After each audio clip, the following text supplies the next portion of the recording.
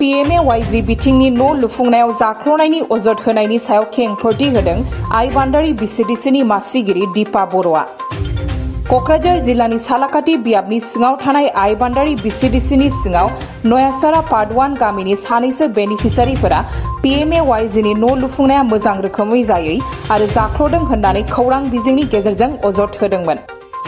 बेराफारसे आइबान्दारि BCDCनि मासिगिरि दीपा बर'आ न' लुफुंनायखौ लानानै गावनि सायाव अजद होनायखौ नेवसिगारदों आरो बेरेखा हान्जानि थुनज्लायनायावसो न' बिगोमाया बे अजदखौ होदों होननानै फिन खेंफोरथि होफिनदों।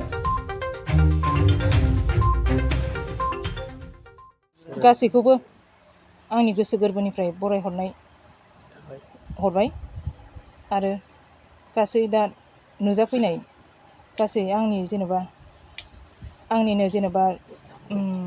BCDCनि मेम्बार आरो प्राइमारिनि माखासे बिबानगिरि मेलेमजिबि बिथांमोन, बेखौ लानानै आं दिनै आंनि खेंफोरथिखौ आं होनो सानदों। जेन'बा नैबे आंनि सालाकाटि समस्ति आइबान्दारानि BCDC नयासारा पार्ट 1 आव मोनसे आंनि सायाव बिराद अभिजुग खालामनानै होदों आरोना। बेनि खेथ्रआव दा आं फोरमायनो सानदों। जेन'बा न'खौ PMAYGनि न' दा बिनि खेथ्रआव जेन'बा बाला खम, सिमेन्ट गाज्रि, बाला गाज्रि होननानै जेन'बा बेखौ खेंफोरथि होदों आरो न'आ मोजां जायाखै होननानै बेखौ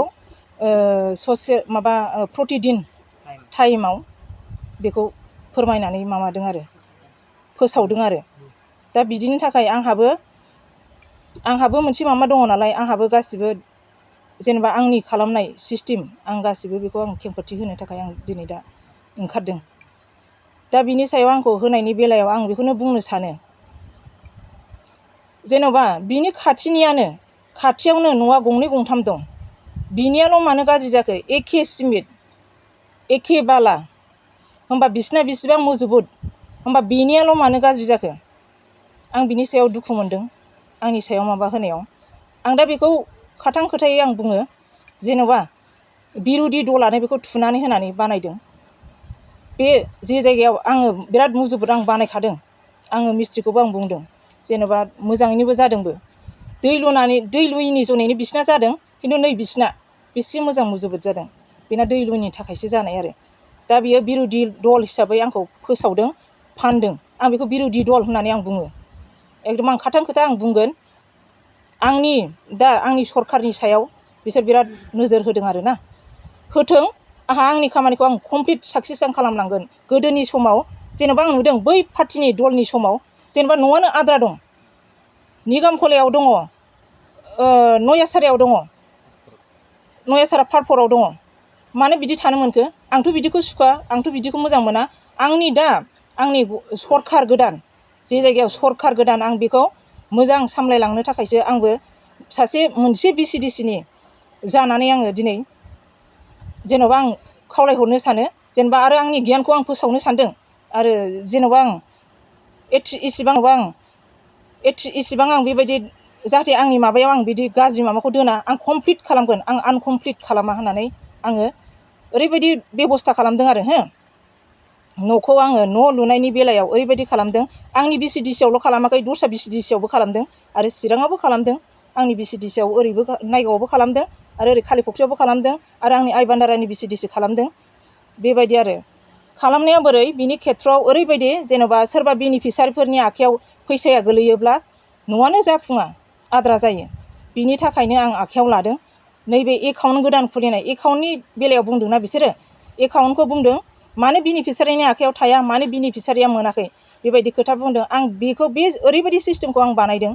मानो होनोबा जेनेबा बेनिफिसारिनाव होयोब्लानो दिनै बेदर बायनाय, दिनै माबा मुसे बायनाय, गाबोन गस्ला फिसाफोरनो लाबोनाय, बेबायदि खालामनानै फैसाखौ बरबाद खालामजोबो।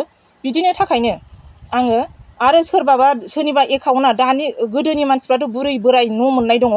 दा बिसोर पेन्सन मोनो। पेन्सन मोनग्रानि माबाया बेसेबां? 50,000नि गोजौआव थाङा। 50,000बानो लक जानानै थाबाय। लक जायोबा होमबा आरो गोदान एकाउन्ट खुलिफिननांगोन। आरो सोरबाबा न'नि फैसा बख'नानै बाइक बायगोन बा फिरफिलि बायगोन, होमबा न'आ बोरै जाफुंगोन? न' बानायनो थाखायसो बे बुस्थुखौ हरदों, बेखौथ' ओरैनो जानो बा माबा मोनसे बायनोथ' हराखै। दा बिदिनि थाखाय बे आरो एकाउन्टआ सोरनाबा माबा थायो, लन थायो, लनावबो अनेक दानजानाय दं आरो ब्लक थायो सोरनिबा एकाउन्टआ। दा बिदिनि जनै आङो फ्रेस एकाउन्ट 230टा न'खौ आं फ्रेस एकाउन्ट खालामनानै होजोबगोन होननानै आङो दिनै बे एकाउन्टखौ आङो गावसिनावनो मतामत लानानै बा मेम्बारफोरनाव सोंनानै बे खामानिखौ आं मावदों। ओमफ्राय आं मावदों, मावनानै बे खामानिखौ मावनानै आं गासिबो मानसिफोरखौबो लेंहरनानै जे जायगायाव फैसा बख'नांगौ समावबो गावसोरखौ लेंहरनानै बुजायग्रोदों आङो। बुजायग्रोनाया बोरै, जेनेबा नोंसिना एकाउन्टआ जेनेबा नोंसिना सोरनाबा बेबायदिनो बुंबाय लन बायदिसिना थानायनि जुनैनो नोंसिनि एकाउन्टखौ फ्रेस खालामनानै होदों आरो सोरनाबा नामा मिलाया, बिदिनि थाखायनो फ्रेस एकाउन्ट खुलिनानै होदों, दा बेयावसो नोंसिनि फैसाया हाबगोन होननानै बुंबाय आरोना। ओमफ्राय जे जायगायाव जेनेबा एकाउन्टआ बख'नांगौ, फैसा बख'नांगौ समाव जे नोंसोर थांनांगोन बेनिफिसारिफ्रा गासिबो होननानै आं गारि भारा लानानै आं लाङो बिसोरखौ। लांनानै आङो बिसोरो गावसिनि आखाइजोंनो सिगनेसार होबाय, गावसिनि आखाइजोंनो जेनेबा माबाखौ नैबे जेनेबा पासबुकखौ जेनेबा माबानो काउन्टारनो होबाय, चेक खालामबाय बिसोर, नों उमुक नामा, उमुक नाम नामा, औ नंगौ, होबाय, गावसिनि आखाइजोंनो गावसोर होबाय, चेक खालामबाय बिसोर, नों उमुक नामा, उमुक नाम नामा, औ नंगौ, होबाय, गावसिनि आखाइजोंनो गावसोर होबाय। आरो गावसोर बेसेबां फैसा जों मिथिया होनदोंना, मानो मिथिया, फैसाखौ बिसोर एकाउन्टखौथ' बोलानानै नायनांगौ ना, फैसायाथ' 32,000 गासिबो दंखायो, बे खोथाखौबोथ' फोरमायखानाय। गासिबो मिसा खोथाखौ मानो बुंखो बिसोरो, जेनेबा मिसा खोथा गासिबो। बेखौ राजनिति जन्त्र दं आरोना बेयाव, बिनि गेजेराव। ओमफ्राय दा बिदि बुंनानै बिसोरो जेनेबा मानो, जेनेबा दायथ'खौ आं लाबाय बेलाथे जेला, जेनेबा बिसोरो जेनेबा एकाउन्टखौ चेक खालामबाय, सहि होबाय, माबाय, बिसोरखौ नोंसोरखौ नांथ'ला थिनहरबाय। जेनेबा आं दायथ' लाबाय नालाय फैसाखौथ' आं बख'नानै लाबोनानै आं खामानिखौ मावगोन। आंथ' खामानिखौ आद्रा मावनो होननानै आंथ' माबा खालामाखै, आङो एकदम मोजां मावगोन होननानै आङो साक्सेस खालामलांगोन होननानै आं बख'नानै लाबोनानै आरो आं दासो मावगोन आरोना, आं स्टार्ट खालामदों, दासो स्टार्ट खालामदों, मावहांगासिनो दासो स्टार्ट, बिटि लेभेल जादों जेन'बा बिटि लेभेलावनो। ओमफ्राय जुदि बेबायदि बुंजानांगौबा, बेबायदि बुंनोथ' पावार गैथ'वामोन बिस्रा।